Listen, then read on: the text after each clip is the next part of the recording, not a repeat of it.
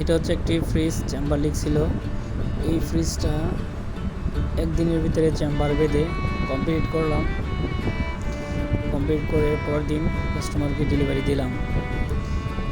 এত ঈদের আগের দিন এত কাজের চাপ মধ্যে থেকে এই কাজটা করতে হয়েছে।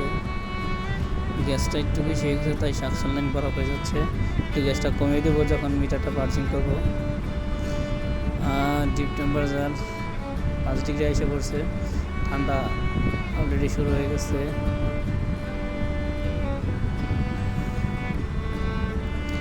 যে ডিপ চেম্বারটা কীভাবে অ্যাডজাস্ট করলাম দেখুন।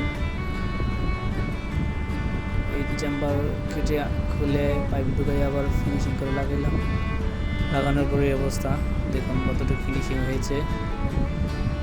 কাজটা অনেক সূক্ষ্মভাবে করতে হয়েছে, আর যেহেতু এটা একদিনে করছি অবশ্যই একটু তাড়াহুড়া করতে হয়েছে। হচ্ছে নর্মাল অংশ। আর ঈদের মধ্যে যতই থাকুক না কোনো প্রত্যেকটা মানুষের ফ্রিজ দরকার পড়ে, তাই এই কাজটা একদিনে করতে হয়েছে।